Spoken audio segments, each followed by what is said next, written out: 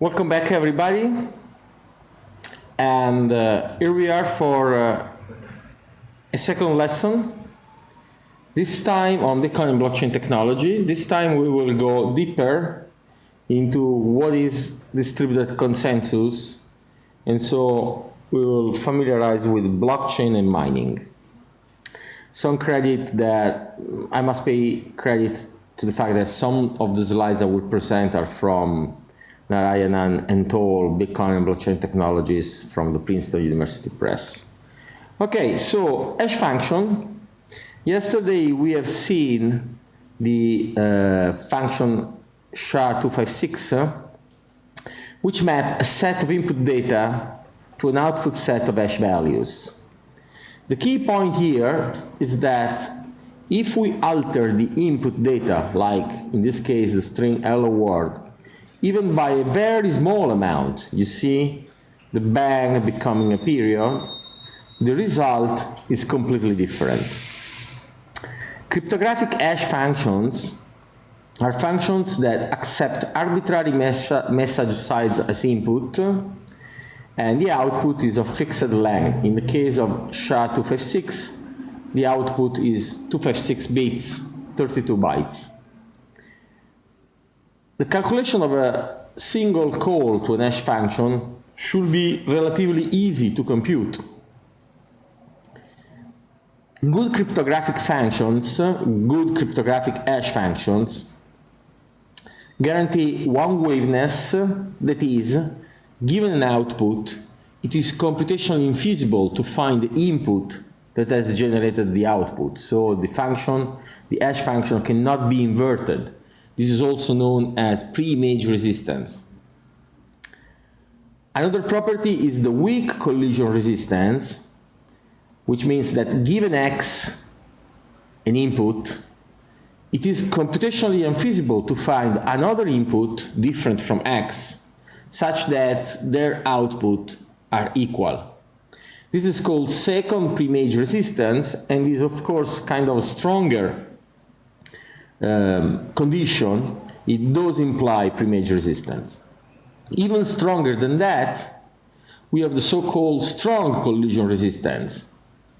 This means that it is computationally unfeasible to find X and Y different from X, such that their output, their hash values, are equal. This is even stronger because with respect to the weak collision resistance, here you are free to choose any two different X and Y, while in the weak collision resistance you were assigned an X value and your only degree of freedom was to choose Y, okay? So it should be pretty intuitive that bottom to top we're going from stronger to weaker properties. What does mean computationally infeasible? Well, people might say from time to time it's impossible. Well, it's not impossible to find a collision. A collision means that two different inputs have the same output.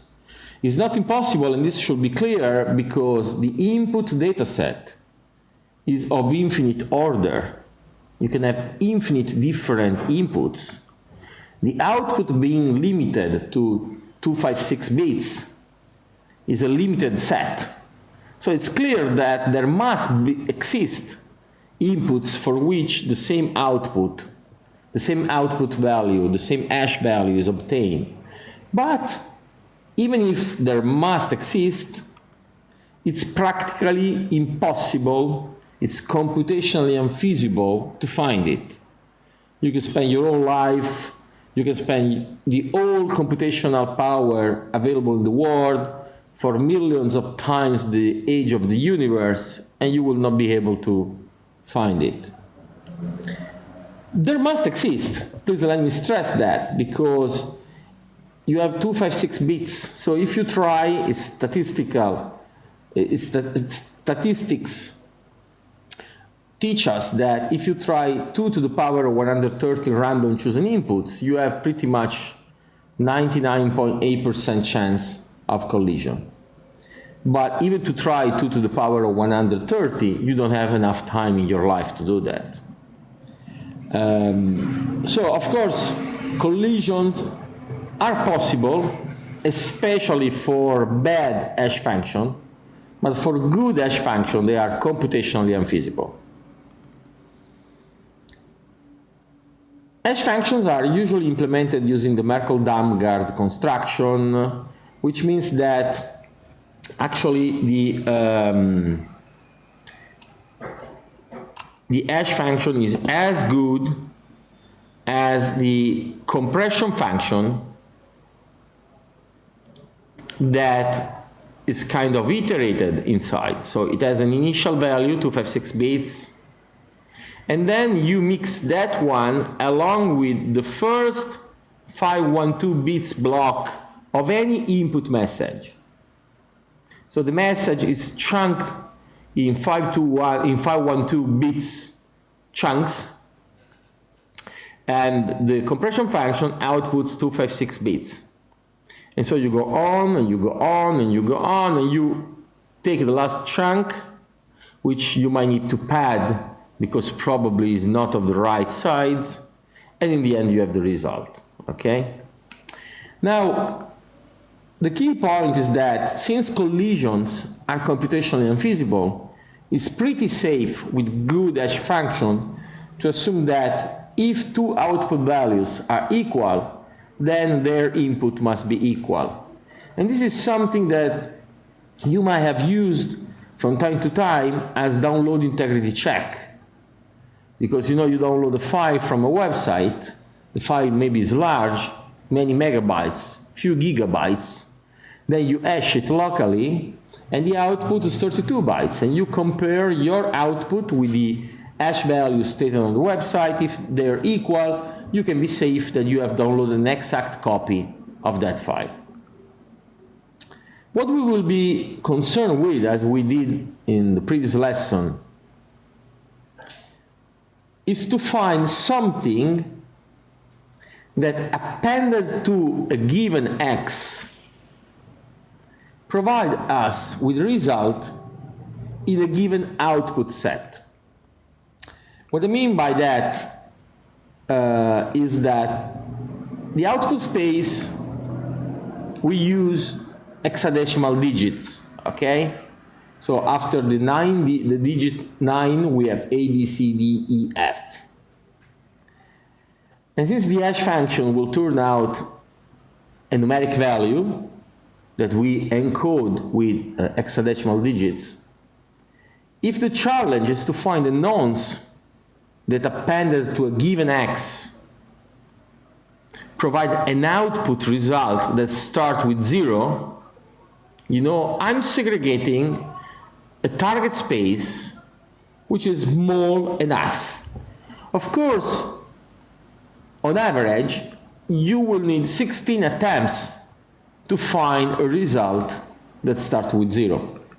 But the smaller the target space, the harder will be to find a solution. And for good hash function, the problem can only be solved by brute force. Okay? The good news is that even if it might be hard for you to find a solution to the hash puzzle to solve the so-called partial hash inversion, okay? It's a partial hash because the hash function cannot be inverted. But you can find some partial hash inversion. That is, I don't give you a specific result for which you have to come up with a pre-image. But I tell you, okay, I will be satisfied with any pre-image whose hash value is in the target space. This might take you a long time, but for me to verify that, that is just a one hash function verification. So it's pretty easy for me to verify if you have solved the puzzle. We will be using hash functions and specifically hash values as hash pointer. Since the hash value is the unique identifier of the data it has originated from, I can think of the hash value as something pointing to that data. And with hash pointer, so I can get the data back in some way. I can be sure that I'm pointing to the right data, because I can verify that data has not been changed. If I calculate an hash value from a given data, input data, and then that input data is altered, the hash pointer is not pointing to that altered data anymore. I can use data pointers in data structure, hash pointers in data structure. If you are familiar with the linked list data structure, well, an hash pointer linked list is a blockchain. So you see, you have the first element, the second element we usually count from 0. So 0 is the first element, 1 is the second element. The second element includes an hash pointer to the first one, and the third element includes an hash pointer to the second one. And then you have the hash pointer of the last element, and this is an hash chain, which we call a blockchain. There are also other structures like binary tree, which is known as Merkle tree. The good point, the convenience of using blockchain, that is hash pointer linked list, is that this is a tamper-evident data structure. If at any moment someone alters data 1, of course the hash pointer included in data 2 is not pointing to data 1 anymore, because we have seen that even altering a small bit, just 1 bit here, will generate a completely different hash pointer. And so the previous hash pointer will not be pointing anymore to the altered data.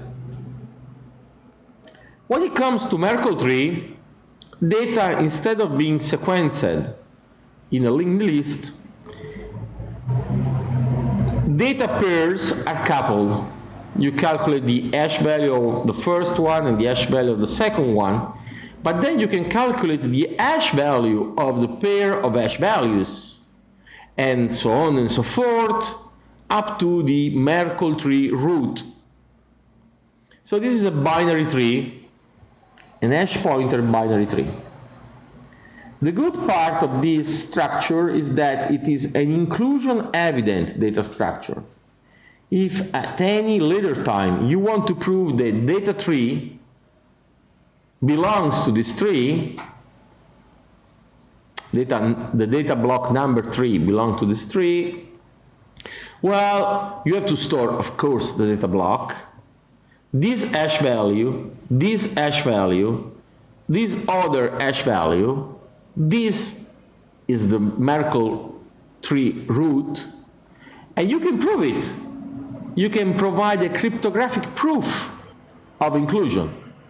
And so you see that you have your block plus 1, 2, 3 element. We add 8 blocks. So it's logarithmic in n, which means that data inclusion can be proved as O log n, which is pretty much effective. You know, it's we're happy usually when something just costs us O log n computations.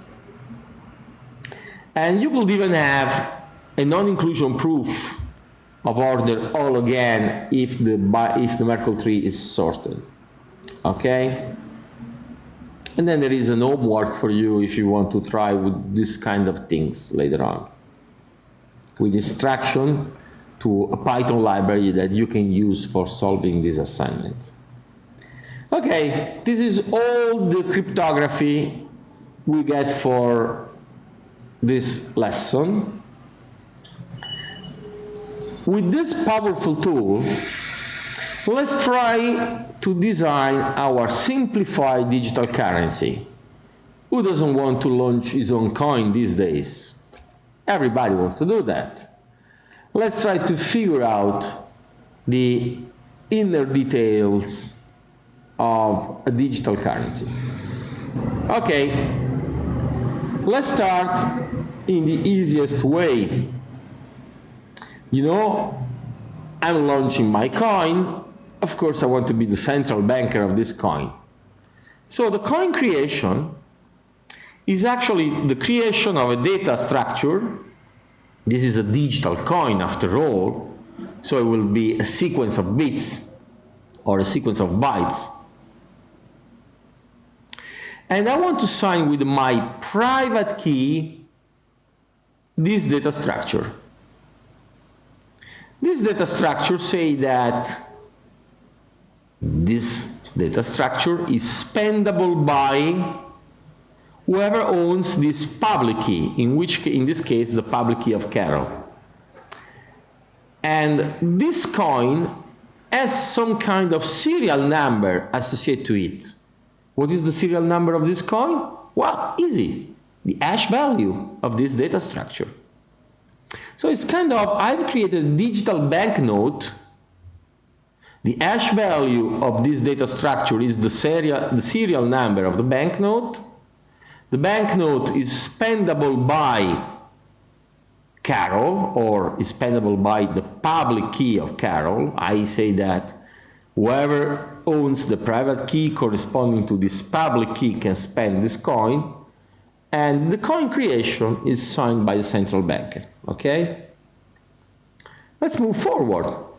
Now we have Carol wants to spend this coin.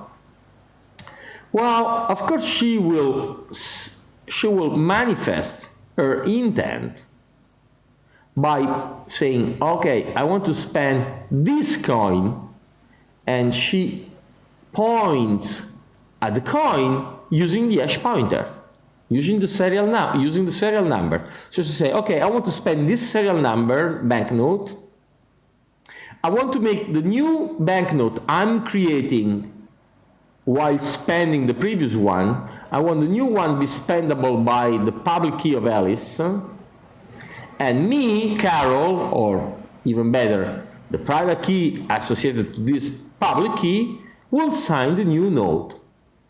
And this is a new banknote, a new digital coin, because it will have a different, new, completely unique hash value, which is the serial number, okay? And we can go, of course, further. So Alice can sign the spendability of this coin in favor to Bob, destroying the previous one signed by Alice. The problem with Alice is that, you know, she's kind of, she tries double spend from time to time.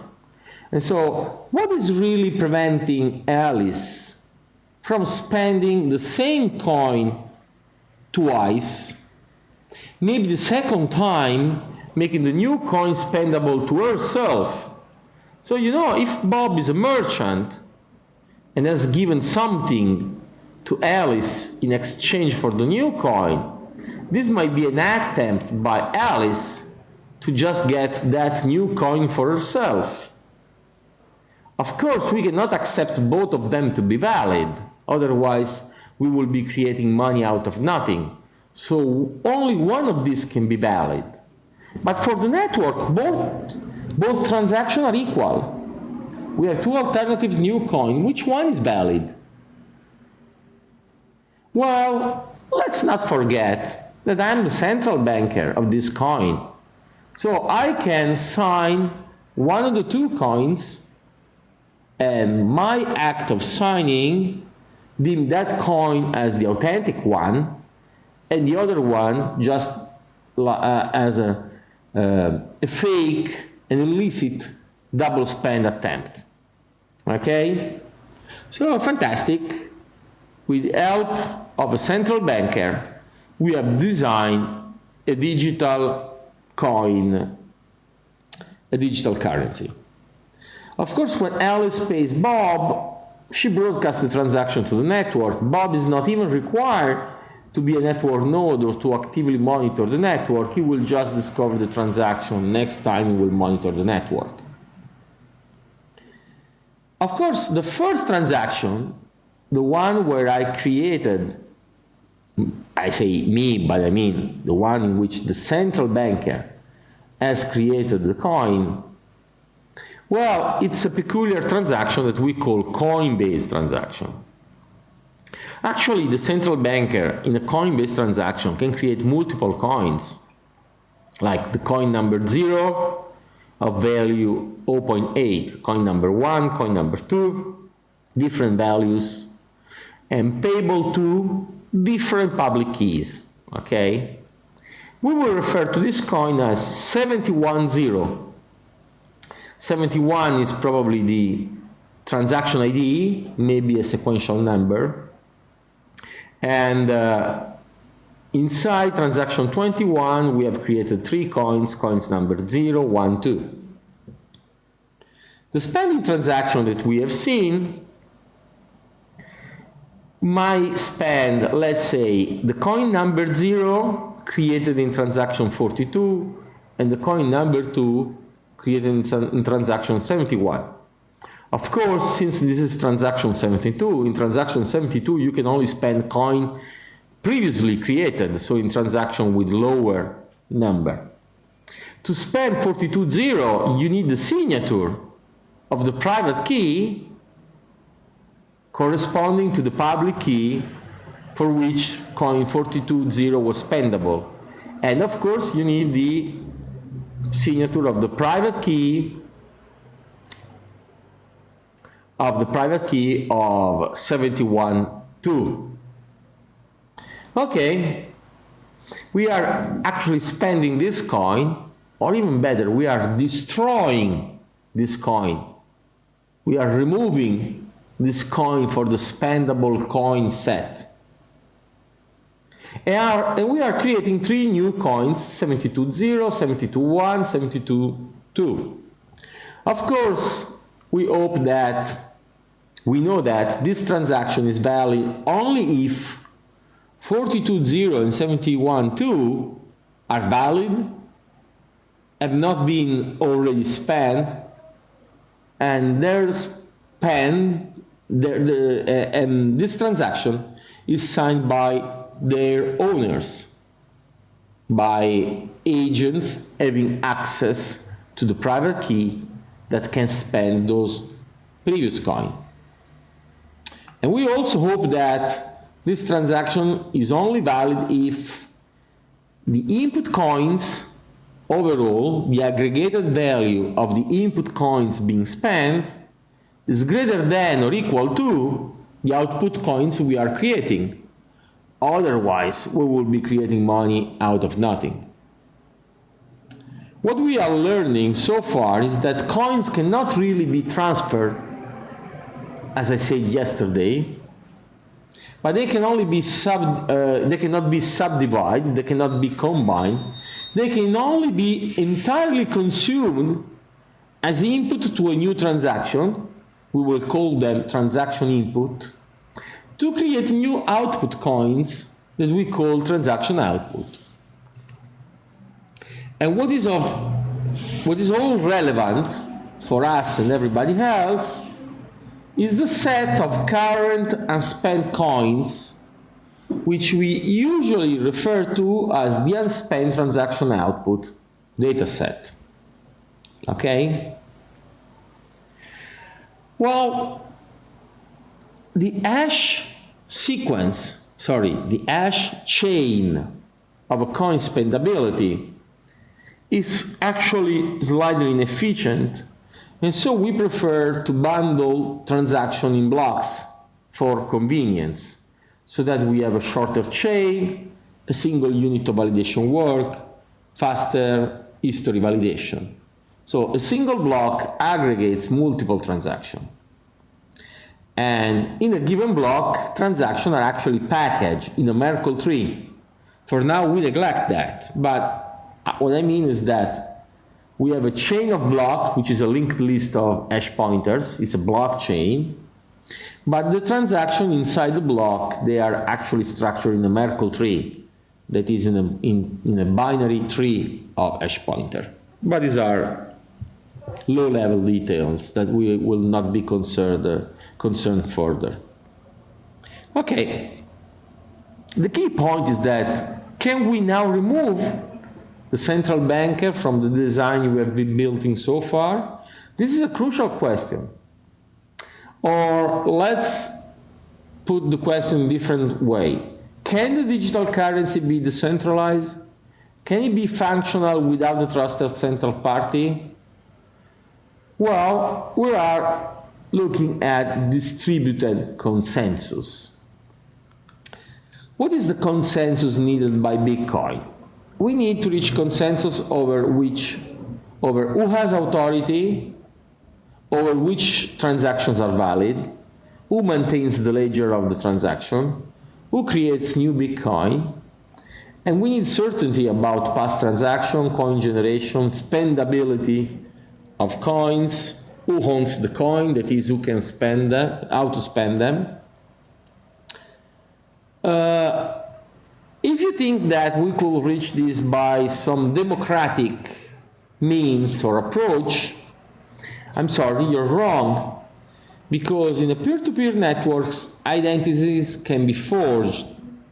So a single agent can present itself as multiple nodes. This is called a Sybil attack. Moreover, reputation systems are easy to be subverted, and so distributed consensus cannot really rely on node identity. And let's not forget, pseudonymity, or even better will be anonymity, is a goal of Bitcoin, okay? The kind of distributed consensus we want to reach is that correct nodes must decide about a value for a variable or course of action. You remember yesterday we were playing with the idea of a Boolean logical variable true false, and we wanted to reach distributed consensus on that.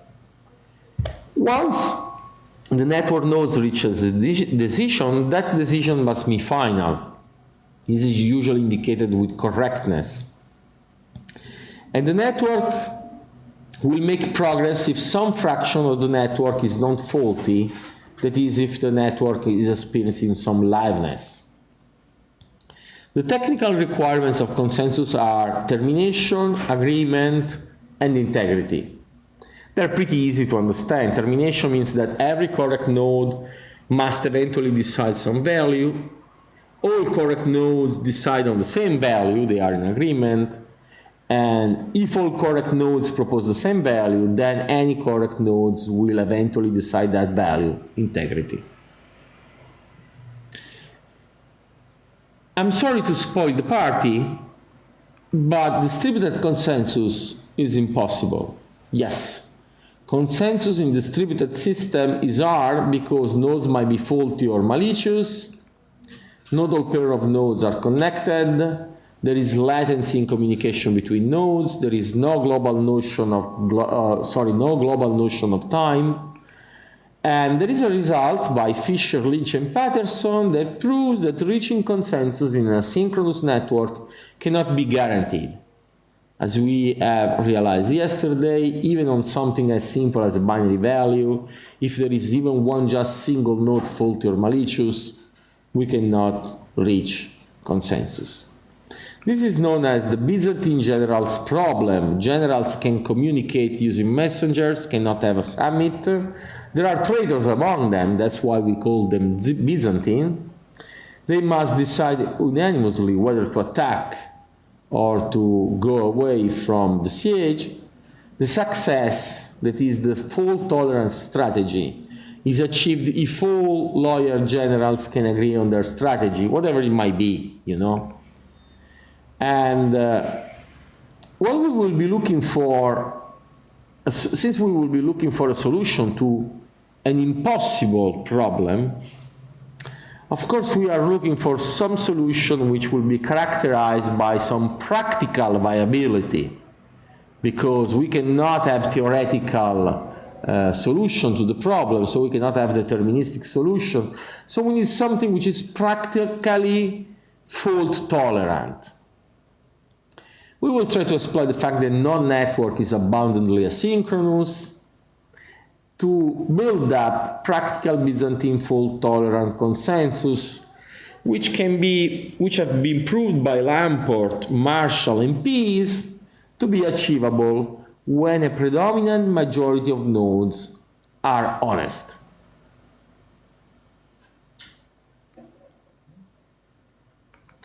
Practically, networks are really effectively asynchronous, okay? So the consensus we will reach will be always implicitly probabilistic, not deterministic. Let's try some simplified consensus algorithm, okay? Okay, we already realized that new transactions are broadcasted to all nodes. Each node collects new transactions into block. In each round, a random node is picked as in a lottery or raffle without verifying its identity. And this node can propose the next block in the chain, okay? So, in turn, each of us, the network nodes, will be selected for validating the next block. And all other nodes will accept that block only if it includes valid transaction. That is, it does spend unspent coins, it does have valid signature, and so on and so forth. How do the other nodes express their acceptance of the block? Well, that's easy. By including its hash in the next block they are going to create. If you include the hash value of that block in the next block, you are accepting the previous block. Okay, yes, we can try this approach. It might work. How to pick a random node? Because please remember that we might be under Sybil attack.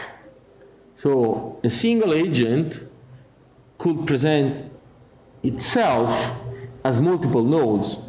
So we cannot just count the nodes and go in some kind of democratic or proportional way. Well, let's have the nodes to compete among themselves for the right to create a new block. Nodes must provide proof of something. And we will increase selection chances proportionally to the resource that cannot be faked and for which the node must provide proof of. If the node will be providing proof of computational power, we talk about proof of work. If it is providing proof of coin ownership, we call that proof of stake. Of course, the different kind of proof, the proof of something, they have different trade-offs. Proof of work must be incentivized some way as it has operational costs. You know, to provide computational power, you need hardware, you need energy. But it has the good property that if an agent tries to maintain alternative transaction histories, this will actually reduce the chance for him of finalizing blocks. Because since computational power cannot be arbitrarily increased, in order to maintain alternative transaction histories, it will have to split in some way its computational power on each alternative history. Proof of stake, well, proof of stake is better than proof of work from the point of view that it does not have significant operational cost. And this makes proof of work quite attractive. But to maintain alternative transaction histories has no intrinsic penalty. This is something people usually call nothing is at stake. Because if I own 25% of a coin, I will validate one block every 4, on average. When it is my turn, I could validate 10 different blocks with 10 different attempts at double spending. This does cost me nothing. One of the alternative histories is the one you will pick up and extend and validate. But so to me, to try to attempt 9 double spending will cost me nothing. And so for proof of stake, to work, to properly function, it does need some penalization mechanism that must be introduced, an ex post penalization mechanism. So that's why proof of work is, practically speaking, the most secure proof, because even if one party controls all proof of work, an attack always has an energy cost. Instead, in non-proof of work systems, zero-cost attacks are always theoretically possible, and one must rely on an after-the-fact punishment in order to make non-proof of work systems viable. There are different kinds of proof of work. The one you are probably familiar with is the challenge response protocol, the so-called CAPTCHA. You know, when you go on a website and the website asks you to read a sequence of characters or to identify all the pictures which have cars in the picture. So this is a challenge. The website does a challenge, propose a challenge to you, and you have to respond to the challenge. So this is interactive. There is another form of non-interactive proof of work, which is solution verification. Example, well, the hash puzzle, the partial hash inversion. You know that if we all know the problem, we can all work on the solution. Whoever comes up with the solution for us to verify, it's not interactive, you know. You come to the other party, you provide the solution, and he can verify the solution. It's not like he does have to challenge you before. The challenge is in some way already known by everybody. Nakamoto used the latter, borrowing the idea from Hashcash proposed by Adam Beck in the late 90s. So yes, the proof of work is tied to the partial hash inversion. We want to find a nonce that, you know, combined with the transaction we want to finalize, and the hash pointer to the previous block, we want that the hash value of this call is very small. That is, it does belong to a given small target space. The smaller the target space, the harder to find the solution. Again, for good hash functions, the problem can only be solved by brute force, and it is always trivial to verify the solution because it is just one hash function evaluation. We can play with the difficulty of the partial hash inversion problem in order to achieve the goal of 10 minutes average time between blocks.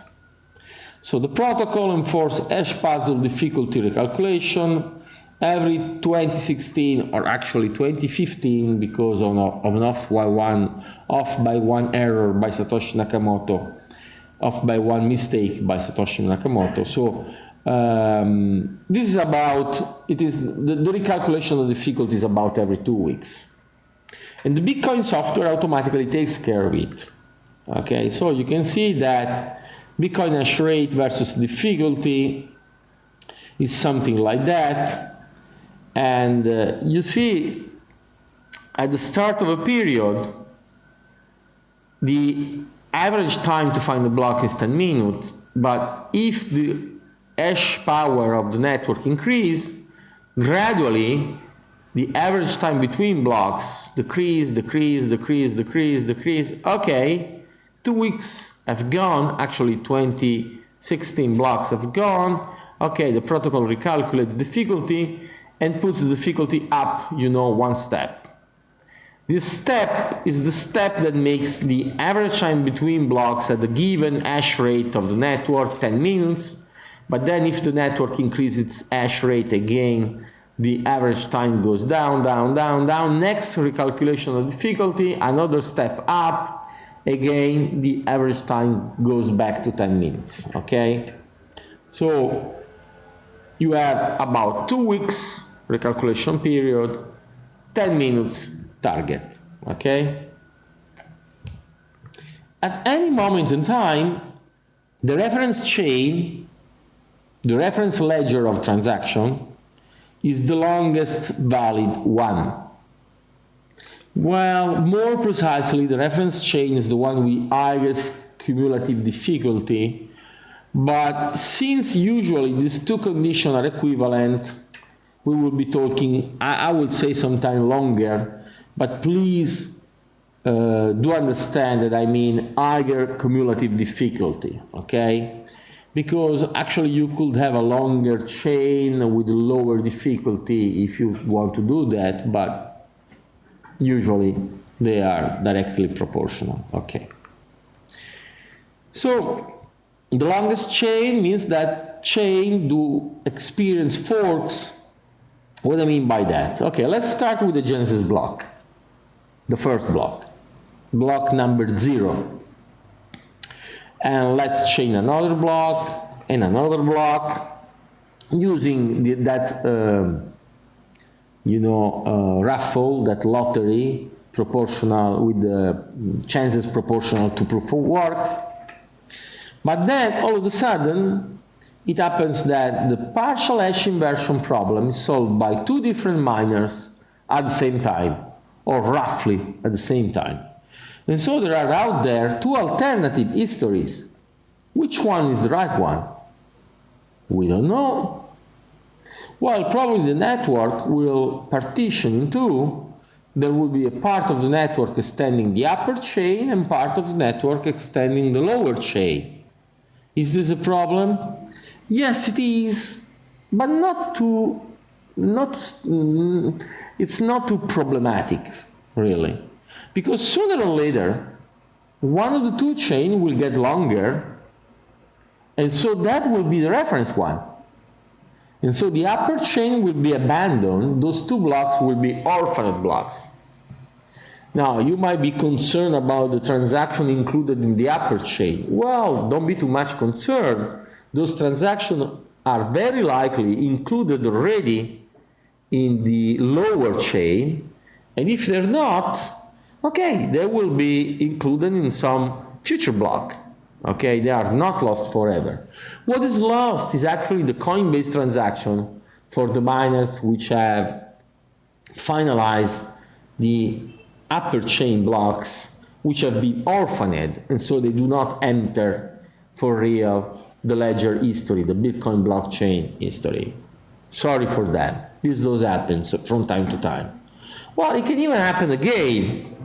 This can go forward, but again, sooner or later, one of the 2 chains will be extended while the others will be not. And so the reference chain here is the one with 8, that is 9 blocks. Okay.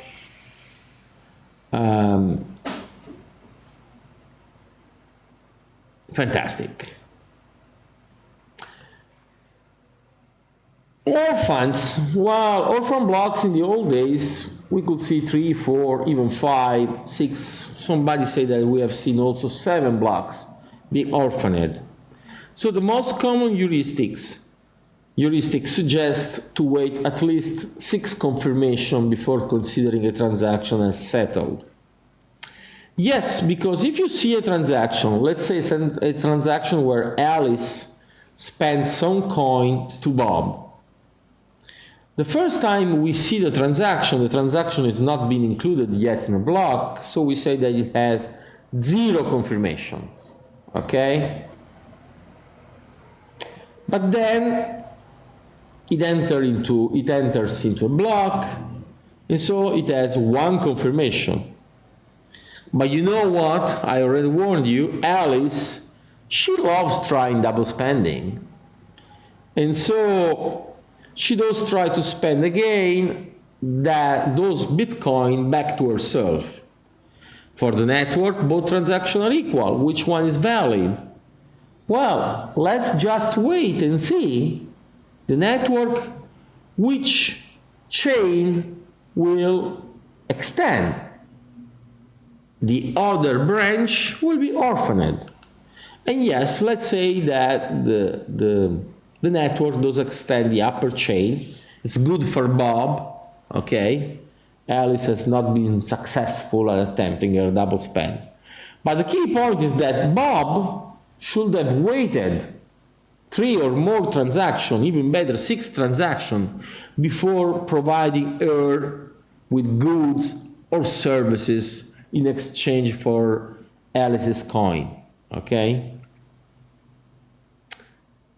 But can we go beyond the distributed consensus protocol we have discovered so far? Can we utilize the fact that the currency has value, and in a way we want to reward the nodes that have created this block, and we want to penalize the node that has created this block? Sure, we can do that, because in the block, a block reward is included. Okay, so the block creator includes the special Coinbase transaction in his block, choosing at will the recipient address of this transaction, which is usually his own address. The value of this block reward was originally 50 Bitcoins, and about every 4 years it's halved in 2. And so we are now in the 12.5 Bitcoin per block era. Block creators collect the reward only if the block ends up on the long-term consensus branch. And so they have an incentive into not playing with Alice, because if they have seen Alice's transaction already in the block, they are much better off trying to extend that block instead of creating a new block, a new alternative history, just to please Alice, because that alternative history is something the rest of the network is not working on extending, and so the miner will be wasting its resources in trying to help Alice. So Alice should at least provide more compensation than the block reward, and then if the miner has less than 51% of the hash rate, he will never catch up the rest of the honest nodes in the network. Well, there is also another incentive. Transaction creators can choose to make output values less than the input value, and the remainder is the transaction fee and goes to the block creator. A transaction fee is actually mandatory, a small transaction fee, to avoid spam attack, to attack the network with hundreds of thousands of millions maybe of transactions, which are just payment to self or transaction involving vast amounts of Bitcoin. Moreover, transaction fee is necessary because as blocks are filled up to their max capacity, in order to prioritize transaction, to add a small fee to your transaction will make that transaction more appealing for a miner, which might want to put that transaction ahead of others' transaction. Well, an attacker that is wishing to change a given block will have to apply a computational power equivalent to all the computational power spent from that block onward, and to outrun the legitimate Bitcoin network that in the meantime will keep adding blocks to the original chain, it should have at least 51% of the total computational power. Okay, slightly less than 51% if you figure out network latency and so on and so forth, but conceptually speaking, 51%. If an attacker has 51% of the computational power of the network, what he can do? Can he change the block reward? No. If he will change the block reward, like recognizing to himself 100 Bitcoin instead of 12.5, that block will be deemed invalid by all the network nodes. Can you steal coin from existing addresses? No, because in order to steal coin, that is, in order to spend coin in his favor, he will need access to the private keys behind the public keys, behind the addresses to which those Bitcoin are associated. Can you remove transaction from the peer-to-peer network? No, because if we have seen a transaction, even if that transaction is not validated, we know that transaction. It's not like he can remove the transaction from the network. Moreover, please take into account that in order to perform a 51% attack, there is a very high barrier to entry. You should buy or build hardware, you should set up a server farm, and so on and so forth. And if you are a rational economic agent, you are much better off mining coins honestly than attacking the network. I mean, if you have 51%, you can obtain 51% of the seigniorage revenues. Is attacking the chain going to be more worth for you? Pretty hard from the economic point of view.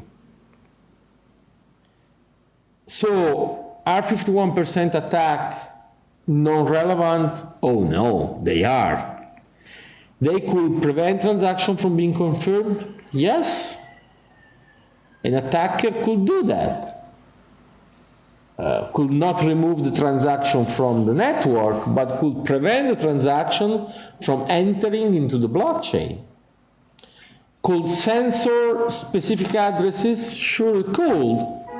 Maybe, you know, the attacker doesn't like Alice, and so any transaction involving Alice's address will never be validated into the blockchain, finalized into the blockchain. Can a 51% attack reverse recent transactions that have been confirmed double spending those coins? Sure it can, because it can, you know, double spend to himself the coin he has already spent for some service of good, and then rewrite the whole history, outrunning the honest nodes, because the honest nodes with 49% of the hash rate will be ultimately slower, less efficient at creating a longer chain than the attacker. So the attacker can definitely erode confidence in Bitcoin, badly affecting Bitcoin price. We have also to take into account that an attacker could use off-chain financial market instruments, as an example, futures, to make the attack economically rational. So he takes a short position on futures, attack the network, and then profits from the collapse of Bitcoin price. Okay, so when we say if it is economically viable to attack a chain, or an attacker might be much better off being honest, we should take into account any possible use of off-chain derivatives. What is clear is that if you have a network, a coin network, with total hash rates significantly smaller than other networks using the same hash function, well, your network is very fragile. Because, you know, if you are going to use SHA-256 for your own coin, any Bitcoin miner could just stop for 10 minutes mining Bitcoin, attack your chain, and destroy it completely because you don't have a comparable hash rate power. So we have designed, you know, what is known as Nakamoto Consensus. We have been able to solve the double spending problem, reaching the centralized consensus about the unspent coin database using cryptographic protection against invalid transaction, sequencing the transaction, performing the transaction ordering through the mining activity in order to prevent double spending transaction. We have created an auditable append-only ledger as tamper-evident tool, and we have added economic incentive through coin creation, seigniorage revenues, in order to make that ledger, in order to make honest mining behavior more profitable than any alternatives, And we have reached probabilistic finality, that is, consensus happens probabilistically over a long time scale. Typically, I told you 6 blocks, which means roughly 1 hour, okay? But, so if I've been effective at explaining distributed consensus, you have realized that blockchain is just one part of a much broader recipe, of a much more complex recipe. As a matter of fact, blockchain is just the log file of the updates we have to apply to a given database. What do I mean by that? Okay, you might have heard blockchain is a distributed database. Well, not really. Because blockchain is not meant to directly store or distribute data, but to guarantee that mutually distrusting parties ultimately will see the same data. That is the goal. Blockchain per se is not a database. It is instead a protocol for syncing databases. It represents the log file of the sequential update that must be applied to an empty database in order to reach the data status agreed upon the distributed consensus nodes. What I mean is that if you launch the Bitcoin Core software for the first time, you start with an empty database of spendable coins. And then the first block, 50 new coins. And then the second block, another entry in your database for 50 new blocks. And then the 170th block, and you see the first transaction. So one entry of your database is destroyed, 2 new entries in your database are created instead, because that 50 Bitcoin, 10 goes to a given party and 40 goes back to the owner of. And so, you see, if you process the whole blockchain, if you apply all the updates to your database, what is relevant is that at the end, your database will be in agreement with everybody else's database. So the blockchain is not a database,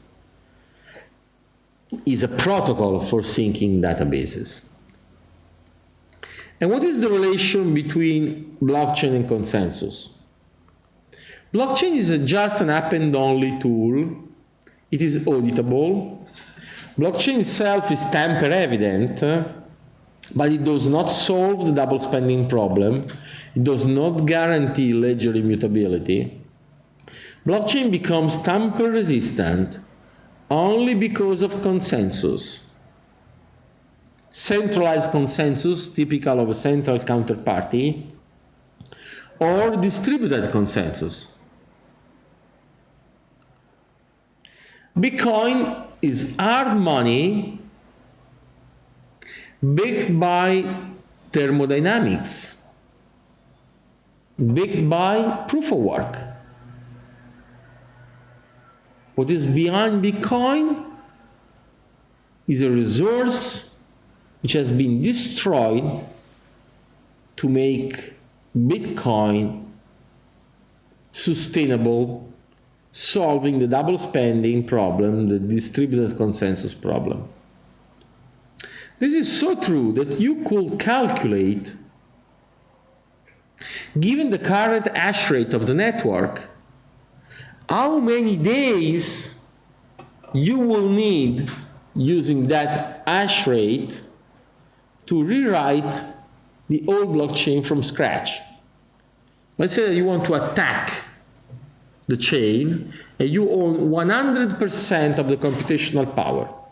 And so you want to rewrite the old blockchain. So you have to, have greater, to have higher cumulative work. Well, these days it will require you almost more than 200 days, okay? And you could calculate how much this does cost in terms of electric power. Okay, so you have an economic cost in some way baking Bitcoins.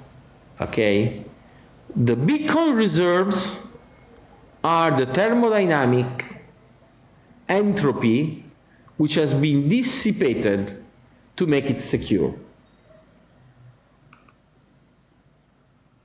And so it should be clear by now that blockchain is just one of the components used to elegantly create the digital scarcity of an intrinsic native digital asset. But this native digital asset itself is crucial for reaching distributed consensus, because the reward, the Coinbase reward, play an all relevant role into the design we have investigated so far.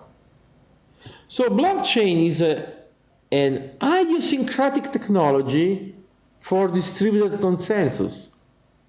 It does not have general purpose applicability, because for centralized consensus, you better use databases if you have a central authority.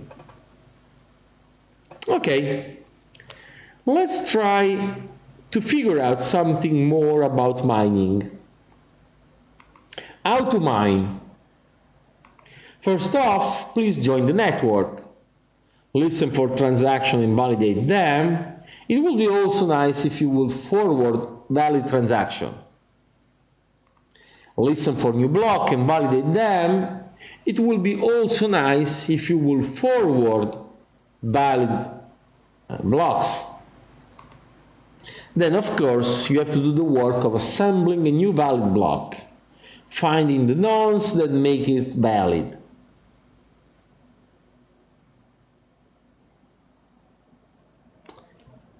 And then you have to broadcast the new block and hope that the network will accept it, building the next block on top of it.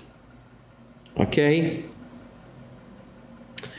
The mining economics is that, of course, the profit is equal to the block reward plus the transaction fees minus the electricity cost minus the hardware cost. And this is evident as an example when in 2016 there was the last halving, and so the block reward halved, and so basically the profit had a huge decrease. Some server farms were not economically to be operated anymore, they were shut down. So you see the total network hash rate collapsed, but it had a fast recovery. Okay, new agents entered the market and were able to recover the overall hash rate. The mining hardware, we already said yesterday, that is driven by the search of lower power consumption and higher hashing rate. And so these days we only use application-specific integrated circuits, which are designed and manufactured for the specific purpose of SHA-256 computation. Of course, solving the hash puzzle is probabilistic. What I mean by that, if we say that on average, it's one solution every 10 minutes, and this is network-wise, this is the probability of mining a block network-wise. This means that for a single miner, his probability of solving the next block is the ratio of his hash power compared to the global hash power of the network. This is the probability. So if you want the mean time to find a block for a single miner, you have 10 minutes divided by p, which means that if you have just the 0.01% of the hash rate, you will find a block every 70 days, more or less. Okay? So if you have to pay salaries or electricity bills in those 2+ months, which goes without any inflow, any cash flow any positive cash flow for you. And please note also that this is on average, which means that you might go 4 months without seeing a block. Well, of course, this could kill your mining activity. So you are much better off joining a mining pool, because the statistical variance will kill small miners. And so you're better off joining a pool. Usually in a pool, there is a pool manager which assembles the block with the Coinbase going to himself, and then distribute the block template to the block participants, which in turn they will all attempt to mine the same block. The pool manager will distribute revenues to members based on how much work they have performed. And there are different pool protocols for mining pool. But the key point is that how does the pool manager assess how much work the pool members have performed? The idea is to have mining shares, that is, shares measure the work performed by each pool participant. Shares are near valid solution, that is, the hash value which has been found is low, but not low enough to be a valid nonce at the current difficulty level. And the good news, the good feature of this idea of mining shares is that if a participant will try to steal, changing the pool Coinbase address, like, substituting that address with its own address, the resulting different block data will prevent the generation of valid mining share. Because when that pool participant will find a mining share, that share will not be valid for the pool, because it will be a quasi-solution of a different block.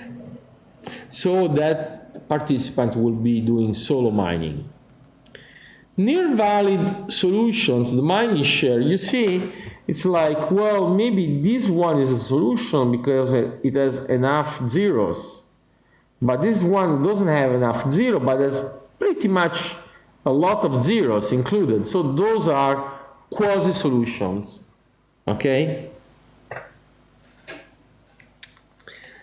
The first mining pool appeared in late 2010 in the GPU era, and by 2014, 90% of the mining was already pool-based. In June 2014, we had a mining pool, gigahash.io, exceeding 50% of the hashing power. That was really, really worrisome, because gigahash could have performed a 51% attack. Of course, gigahash didn't do that, because they were a rational economic agent. They didn't want to hamper the Bitcoin network. Their revenues were in Bitcoins. They were interested into the sustainability of the Bitcoin experiment. And so they urged the pool participant to leave. And as a matter of fact, many participants left gigahash.io to the point that gigahash.io does not exist anymore. And so if this was the chart as of hashing power as of August 2014, this is the chart of hashing power as of May 2018. As you see, it's still an oligopoly, but it is a dynamically changing oligopoly. Since there are no barrier to enters, incumbents are quite frequently outdated, surpassed by new entrants. And when you will have the slides in front of you, just click on the chart and see the update, the current update of that chart.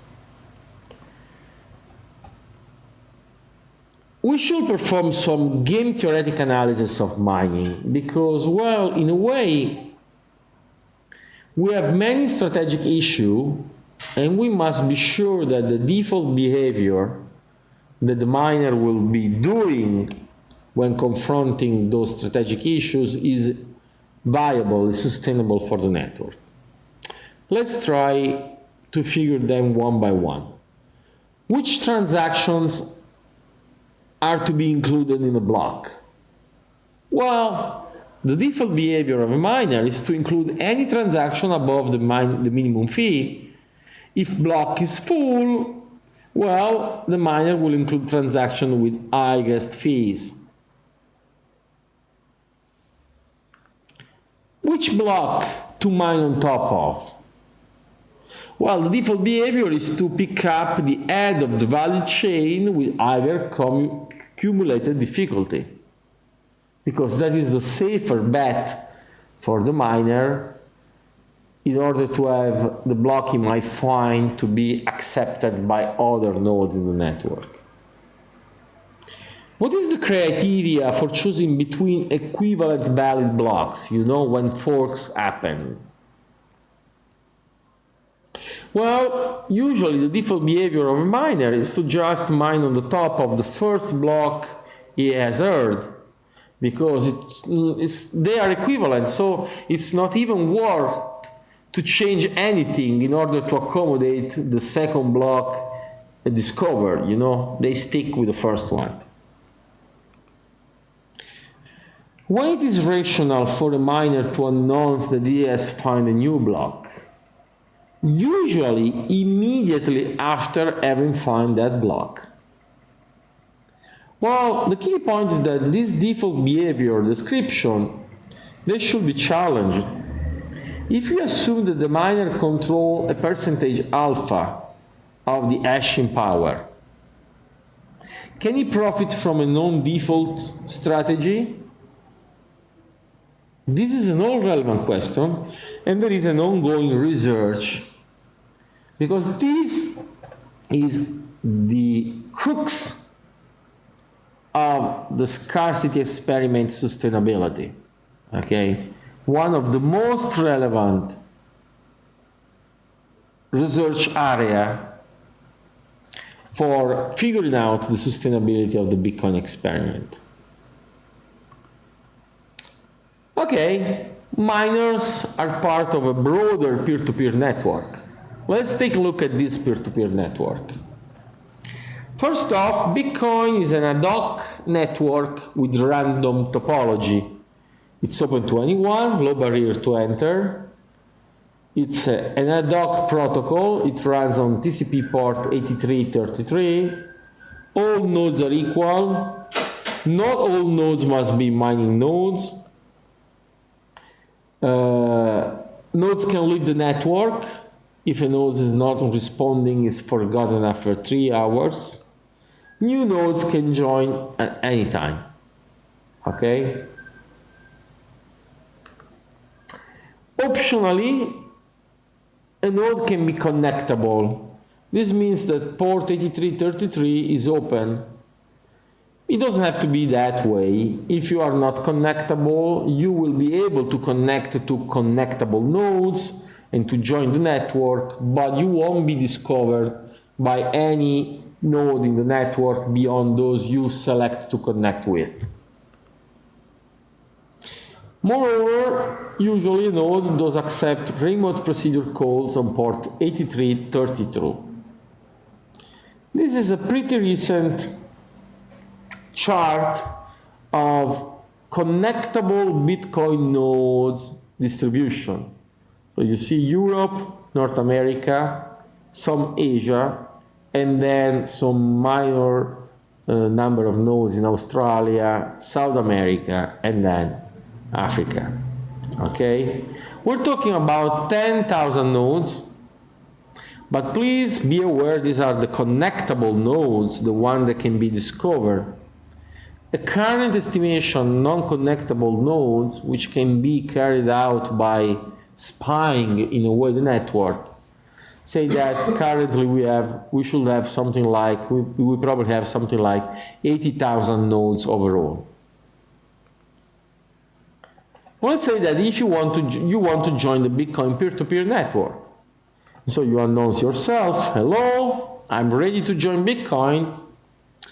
And the Bitcoin code, you find the address of at least one node to start with. And so you connect to node number 5 and ask to node number 5, please get me back the node addresses you know of. Node number 5 complies and say, oh, I know node number 1 and node number 7. And so you reach out to node number 1 and node number 7 and ask them, oh, please, let me know about the node you know. And of course, after a while, you figure out which are the nodes which have lower latency in talking with you. And so you select some nodes you want to stay connected with, and you download and verify the blockchain from them. Congratulations, you have joined the network. Well, now you have joined the network, so you participate in transaction propagation. Let's say that node number 4 hear about a transaction from Alice to Bob. Okay, node number 4 will propagate the transaction to node number 3 and 2, which will put that transaction in their own mempool database, the local database of transactions which will have to enter into a block later on. And they, of course, propagate the transaction further.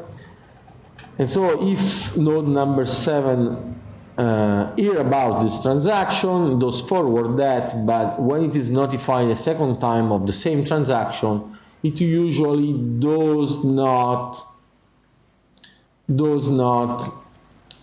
forward the transaction further to avoid an infinite loop. Okay.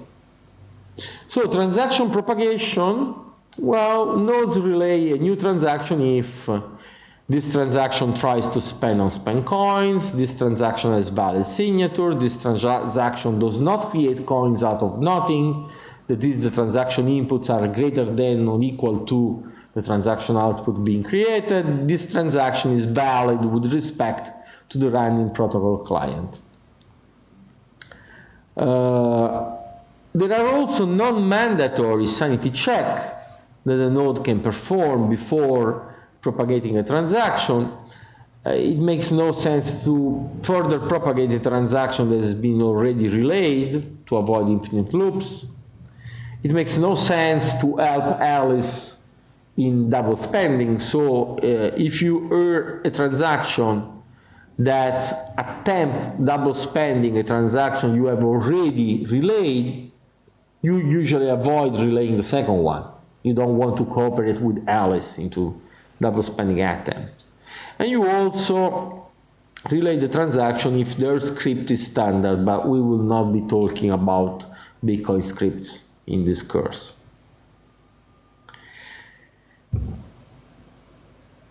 It may happen that nodes may differ on transaction pool, because you know Alice, she's always trying to double spend. And so probably she has been propagating a transaction from Alice to Carol. She has been trying to send the same coin to Carol on node number 1. Node number 1 does not know about the previous transaction, so it does propagate this transaction to 5, 8, and 6. 6 already knows about A to B, so it doesn't accept A to C. And 8 also moved to A to B. And but node number 5 has not been notified by node number 7, and so it does accept A to C. So you see that the network has been partitioned. So you have a race condition. Transactional blocks may conflict. The default behavior is to accept the first one heard. Network position matters, of course. Miners might also implement other logic. If the second transaction by Alice does have an higher fee than the first one, well, you know what? Miners might prefer the second transaction instead of the first one. Both transactions are equal from the point of view of the network. There's not even a second transaction. It's just a transaction they've heard about later on. When it comes to block propagation, we have similar logic. A node relays a new block if this block includes valid transactions only, if this block meets the difficulty target, if this block is valid with respect to the running protocol client. Again, even in this case, the node can perform some non-mandatory sanity check in order not to help forks, that is, building on the chain with the most accumulated difficulty and not irrationally staying with or relaying the lower difficulty chain. It's relevant also to point out that block propagation time are proportional to the block size. This is a pretty old chart, 2014, but qualitatively is still valid. That is, let's say, if a block is 300 kilobytes, it takes about 5 seconds or 7 seconds to be propagated to 25% of the network, about 15 seconds to get propagated to 50% of the network, and a whopping 35 seconds to be propagated to 75% of the network. Well, likely network latency has been reduced a lot in the recent years, so propagation is faster, but also blocks are much larger than 300 kilobytes, you know? And so the key point is that the larger the block, the greater is the latency for everybody else to know that block. And this actually explains why a 51% attack might be performed with less than 51% attack. Because if you have a large hash rate percentage and you find a block, you have an unfair advantage, because by the time that the block reaches the other nodes will be still trying to extending the shorter chain. Instead, you have some advantage, because in those 10 seconds, 35 seconds, whatever, you are extending the longer chain. And so you might need slightly less than 50%.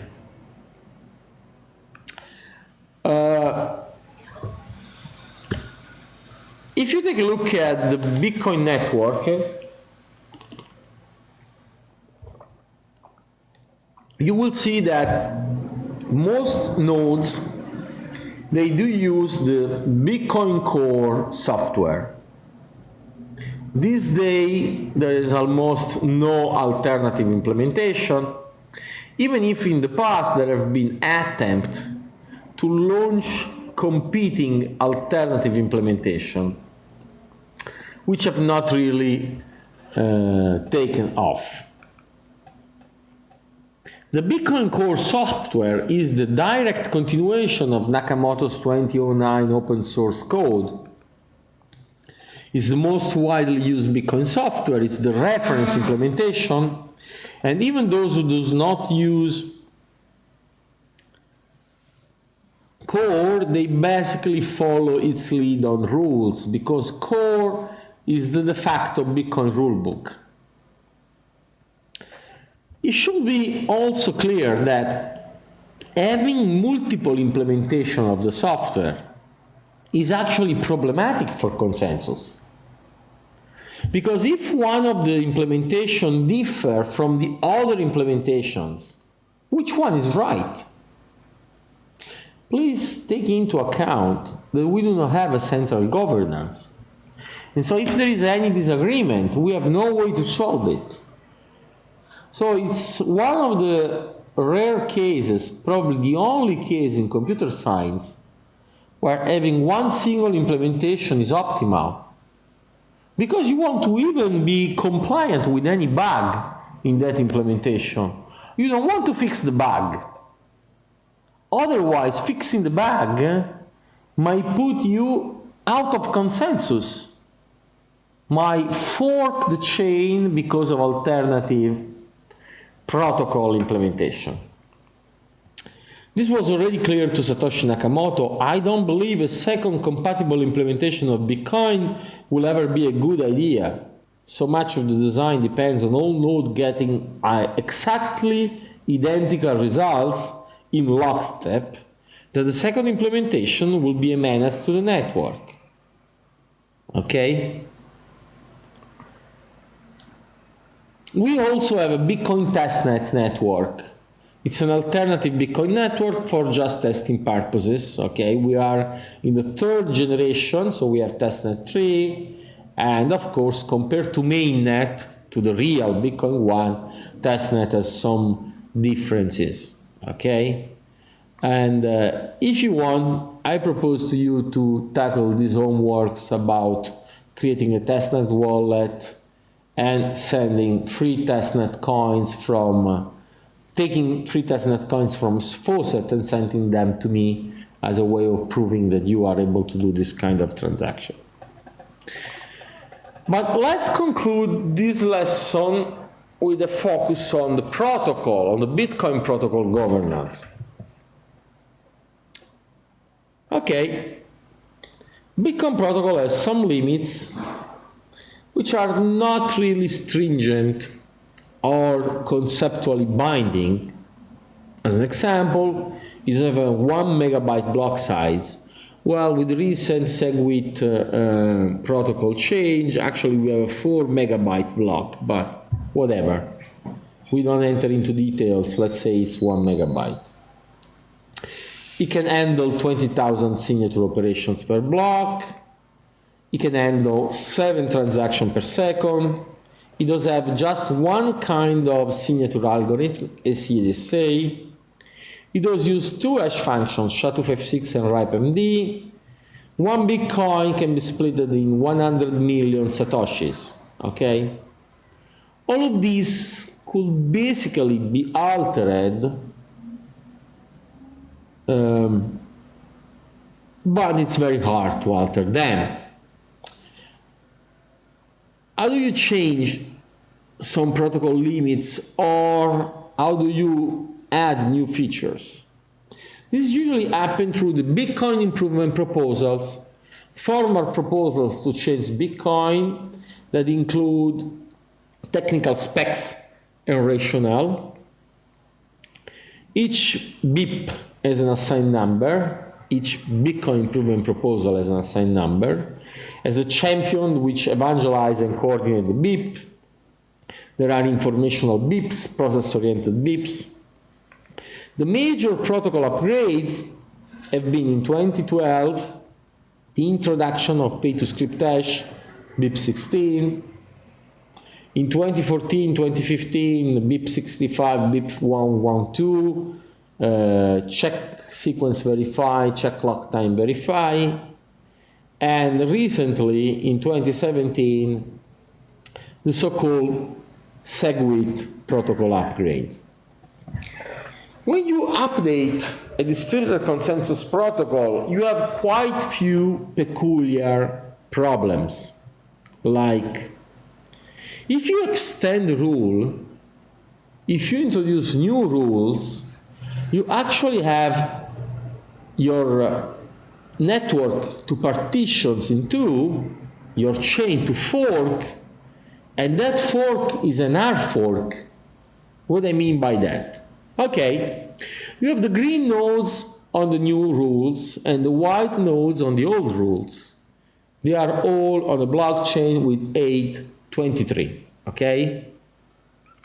Let's say that, nodes number 4 hear about a new block, and those propagate block number 24 to the rest of the network. Node number two will reject that block because that block is valid according to new rules that node has not accepted, and so contains something whose validity cannot be tested or assessed or proved by node number 2. And so node number 2 will stick on block 23, refusing block 24. So after a while, what will happen is that the network has been partitioned. You know, the green nodes are on block 24 and the white nodes are on block 23, and this fork is hard. All nodes will never catch up. This means that this fork will never be solved. So actually, we now have two coins, the upper coin and the lower coin. After an hard fork, if that fork was meant to start an alternative coin, the two altcoins go in separate way and the branches coexist. If the fork reflected a fight over futures of the future of Bitcoin, branches fight for market share, branches fight for being seen as the real Bitcoin.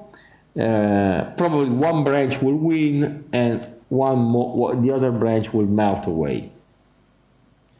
So this way of upgrading protocols rules is pretty much controversial.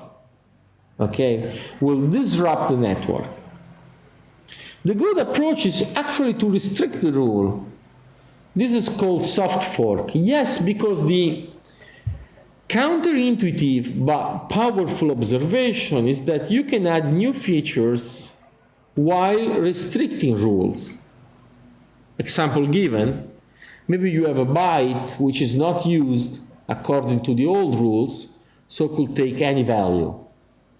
But according to the new rules, that byte can only have, let's say, 4 different values, which convey 4 different semantics, 4 different meanings. According to the old rules, those 4 values are valid as much as any other value. So you are restricting the number of valid values, but augmenting the semantics of those new rules. So in this case, you need the majority of nodes to enforce the new rules. The old nodes are not forced to upgrade. They will approve blocks created according to the new rules. The problem for the old nodes is that they might mine blocks invalid according to the new rules. And so it's like they have an economic incentive to join the soft fork if the soft fork is accepted by the majority of nodes. Okay? So this is the powerfulness of soft fork upgrading mechanism. We add major protocol bugs and their fix. I list them here. In particular, the unbounded monetary supply of April 2014 was especially problematic, was fixed pretty much quickly.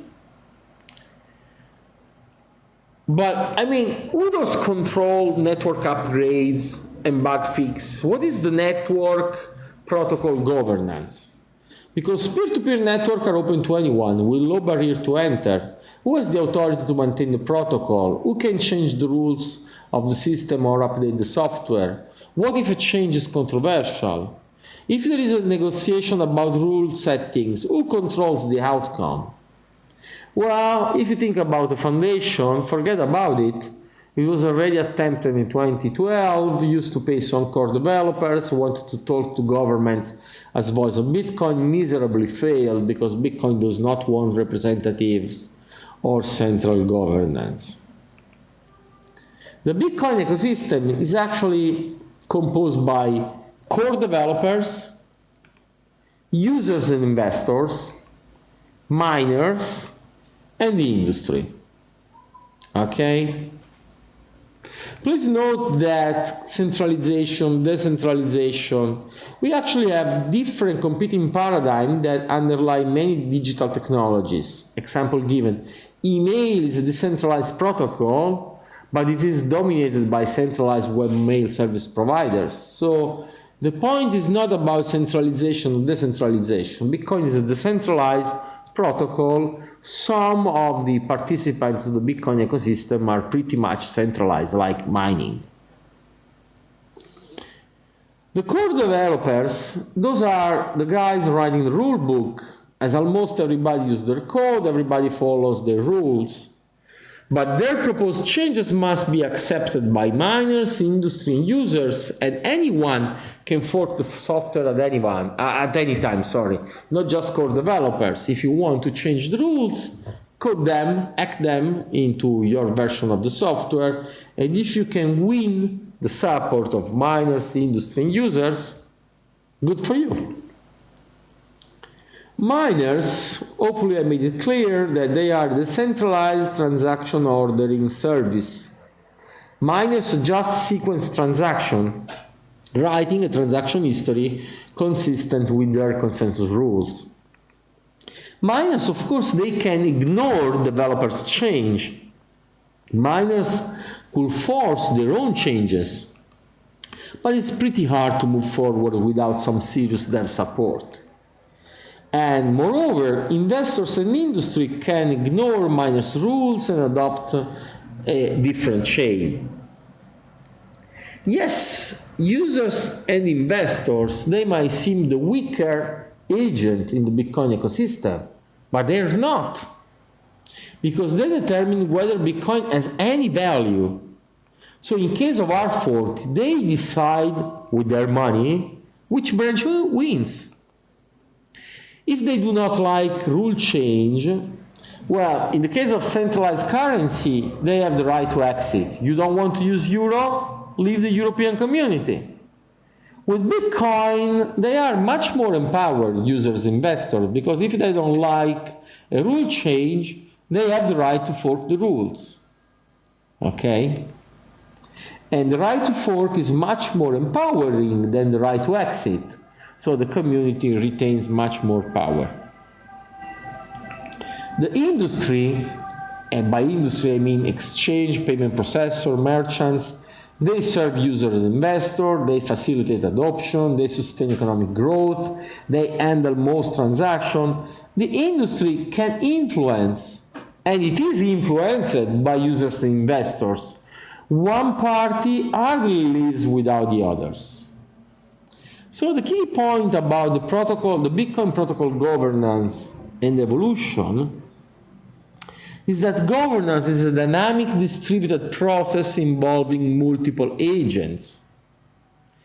One definition by one former core developer was that Bitcoin is the ledger on not previously spent, validly signed transaction containing the chain of blocks that begins with the Genesis block, follows the 21 million coin creation schedule, and has the most cumulative double SHA-256 proof of work. Well, this definition is pretty good, but sorry, close but not cigar. It misses a clear, defining, all crucial point.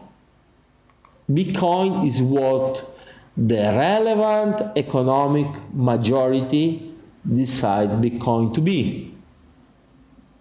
So even that definition, which is technically pretty much correct, could be changed. Let's say that a nation state is able to accumulate a huge SHA-256 computational power and mines empty block. Well, in that case, we might decide that we switch from SHA-256 to a different hash function, invalidating that hardware.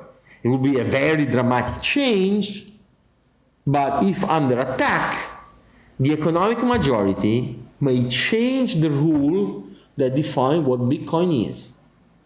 Are you uncomfortable with this?